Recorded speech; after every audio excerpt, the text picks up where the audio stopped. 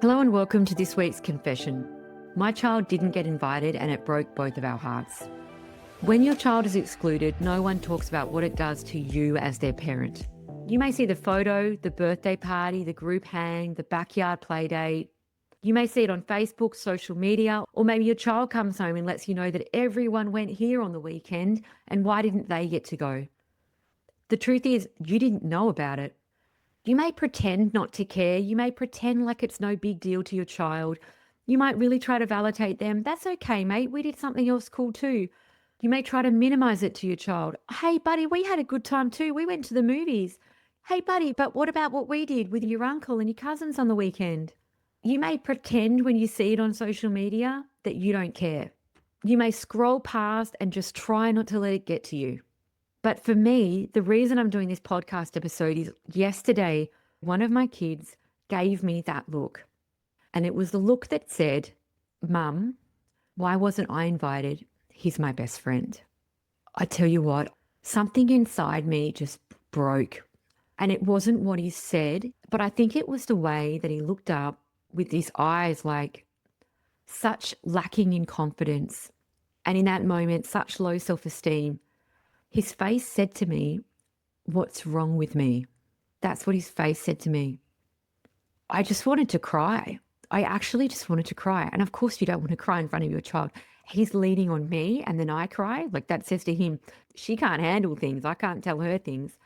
So I'm trying to take it because these moments matter.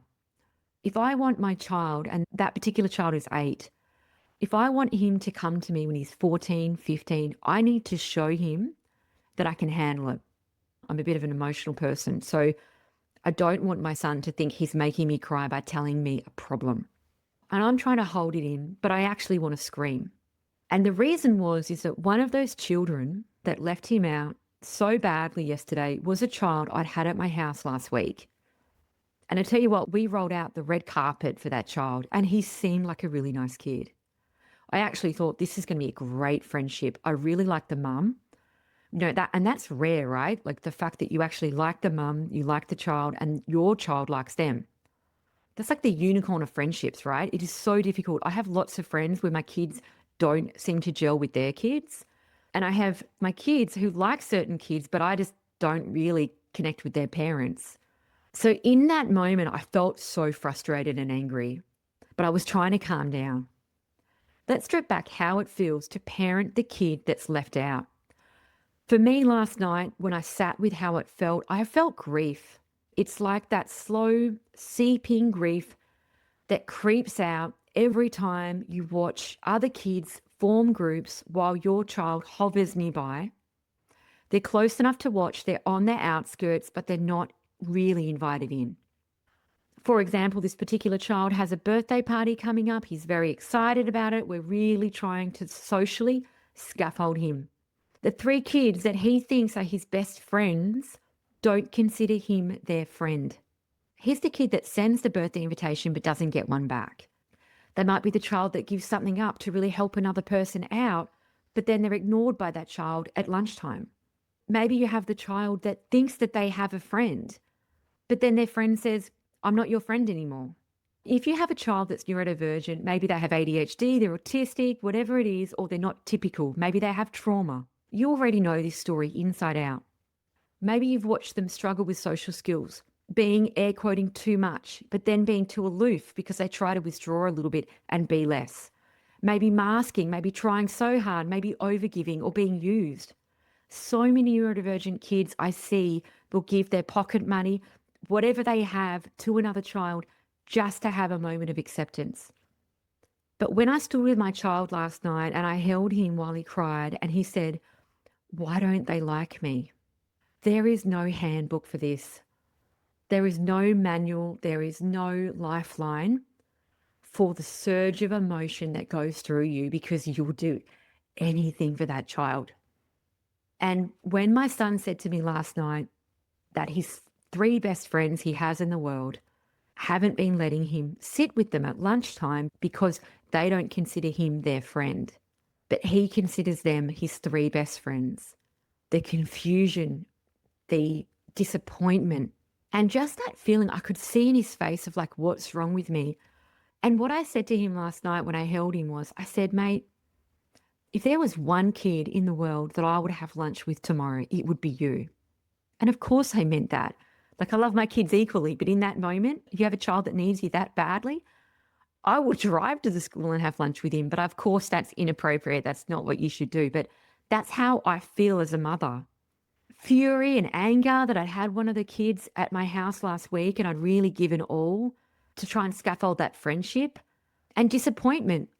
There is no guide when you are the one sitting in the car outside school while you watch other kids run around saying hello to each other and yours stands alone by themselves looking around, and you can see their little face desperate for somebody to like them, where you're like, this is my child, the love of my life. How can no one else see how special he is? Or why can other kids not see how special they are? If we go to the research for a moment, the research tells us that social exclusion isn't just some hurt feelings. It's not about being more resilient, because that's what life is. Let's just take that out right now.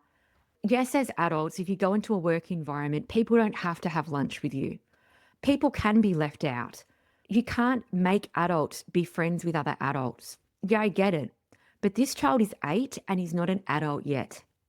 He's not equipped developmentally for that yet. So I don't think leaving a child that's 8 to sit by themselves every day at lunch is going to get him used to what's going to happen to him when he's 21. Like, that is just ridiculous. We know that social exclusion is not just hurt feelings. It activates the same neural pain as a physical injury. That is what the research tells us, and I'm going to put that in the show notes. So this is why it feels physically painful for a child to be excluded to that level, because it is physically painful. The brain and the research backs that up. We know that neurodivergent kids are more likely to experience peer rejection, or like conditional friendships, I like to call them, air quoting. So for example, the friendship might be conditional on your child giving up their canteen money for the other child. The friendship might be conditional on, if all the other kids in my circle of friends are away, then you can be my friend, but only if they're away. The exclusion usually happens more around the unstructured play. So like playgrounds, lunchtime, and that can really come back to that misinterpretation on social skills, tone, hidden rules. For example, one thing that I've experienced recently with this particular child I'm speaking about is he is very competitive. I think what's happened with his particular friendship group is in handball, my son has not understood that if he's playing handball with 3 kids in his group of friends, I think they may have an expectation that they go a little bit easier on each other and they don't get each other out. My son does not get that. He goes hard on everyone, no matter who they are. And I think he's accidentally gotten them out, possibly, I'm guessing here. But those hidden rules around you don't get your friends out or whatever it is can be really lost on neurodivergent children. And this is not just ADHD, by the way. When I'm talking about lack of social cues, this also is really common in autistic children. So if you have a child that's struggling socially, sometimes it's more than ADHD. It can be other things as well. But sometimes there's this myth around autistic children that they don't have an interest in having a friend, which just blows my mind because it's so untrue. Autistic children do experience a lot of social exclusion, as do kids with ADHD, but it's not a lack of interest. It's usually because there's a misunderstanding on the communication. They are expected to somehow read these neurotypical social cues, like, for example, you don't get your friends out in handball, but no one actually says that to my son. He doesn't know that. So then you have this communication style that's not reciprocated or understood. If you want to know a little bit more about neurotypical and neurodiverse communication styles, a great guide on my website is the Playground Pickup Guide for ADHD mums. It goes over why and how sometimes ADHD mums can come off a little bit bitchy. Now, I have a bit of a resting bitch face, and that's just, I think, the way my face is. And I'm a very blunt, straight shooter, so I often miss small talk. These missed social cues in kids often continue on to adult life. If you'd like to know more about that, check out the guide. So when your child comes home and says, I don't have any friends, that's not them necessarily being dramatic, but it can be the fact that they're actually experiencing hurt feelings on a really physical level. And they can be experiencing trauma if it's over a long period of time. They don't feel heard. They sit by themselves. Depending on the child and the circumstances, it can actually be really traumatic. And of course, it affects us, the mums, the parents. We are more likely to experience chronic stress and burnout. And feelings of helplessness or anger, lack of sleep. Last night I woke up 2 o'clock in the morning thinking, what can I possibly do about this situation? And of course, we want to jump in and fix it. I want to drive to the school and eat lunch with my child. And of course, eating lunch with your child every day isn't sustainable or good for everybody. But that's what my biological feeling is. If you'd like to know more about resilience and kids and how it all works out, I'm going to put in the show notes a special podcast episode with Emma Rose Parsons, a psychologist, and she talks about what's resilience building with kids and what's traumatic and how to tell the difference.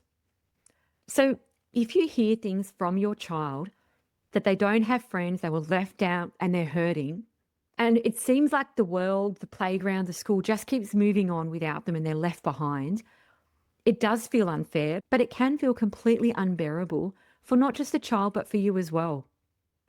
So what are we going to do about it? Okay. Number one, my child last night stands in front of me, looks at me with a face that's screaming at me, what's wrong with me? Why don't they like me? And he's saying to me, my 3 best friends wouldn't let me sit with them at lunch. First up, I always validate first. If you struggle to do this, think about if you have a partner or a friend and you tell them a problem and then they just go and fix it. Like, for example, let's say you're going through a breakup and your friend says to you, oh, well, plenty more fish in the sea, you might find someone better. Or why don't you go on this app? This has got some cool people on it. And you're like, I just broke up with someone 12 hours ago. I'm not really ready for solutions. You want someone to validate how you feel first. You may say something to your child like, it really hurts to feel left out, doesn't it? You thought they were your friends and now it doesn't feel true. That's confusing and really sad. They were your 3 best friends and they said they weren't friends with you. I'm so sorry. That must have felt awful. Try and find the emotion that you think they have, whether it's disappointment, anger. They might be in anger. You might say, wow, I would feel really angry if my friends said they weren't my friends. So try and pinpoint what the emotion is and say to them, hey, like, that's hard. What not to do at the time is say things like, they probably didn't mean it. I'm sure you're their friend. Just sit with someone else. Oh, well, just find another friend. Well, eating lunch is only about 10 minutes. Did you play with someone else at soccer? Or, I didn't like that friend anyway. Who needs them? This is a real point that is actually hurting your child. They're in pain, emotional pain. Don't just move on. Actually spend a little bit of time letting them know that you get it. That would hurt. Some people like to avoid the emotion and think, oh, I don't want to focus on it because I'm going to make my child feel worse. Okay, think about it in terms of yourself though. When I have a problem and I have a friend or a partner or a family member that says, hey, that sucks. That would really suck. I'm so sorry. That's really unfair. I hope you're okay. I instantly feel a little bit better. If they just go, oh, well, don't worry about it. Just do something else. It's not a big deal. That doesn't make you feel better about the problem by moving on. So number 2, keep the door open for further communication. If your child is a child that will talk to you quite often and they're fairly open, that's great. Keep the conversation going. If you have a child that isn't a talker, you may try drawing with them, for example, or talking to them in the car or while they're in the shower. So it's not that necessarily eye-to-eye contact, like we're having a big serious discussion. You may have the child that drops a bomb when you're trying to drop them off for soccer, or drops a bomb when you're trying to put them to bed and you're trying to leave, or really in inopportune moments. That may mean that they're a child that likes to do something else while they talk to you. For example, you may walk the dog.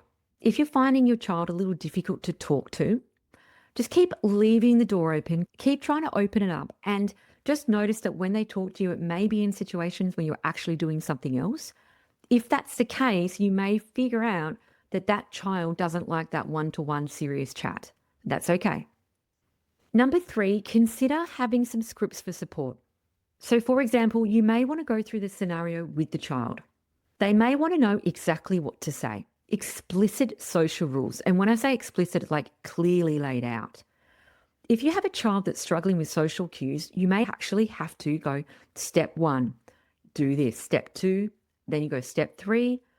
You may actually need to step out for them what some of those things look like. So instead of saying something general like, okay, well, maybe sit with someone else next time, you may have to go through exactly who that is that they will approach and what exactly they will say and when they will say it.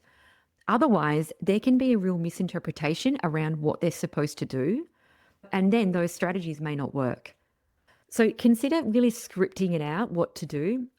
Or number 4, consider talking to the teacher, but with a clear goal.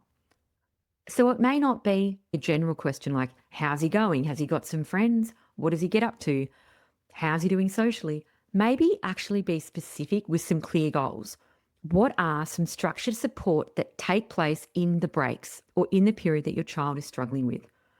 What actually helps with social inclusion? Is there a structured lunch break available?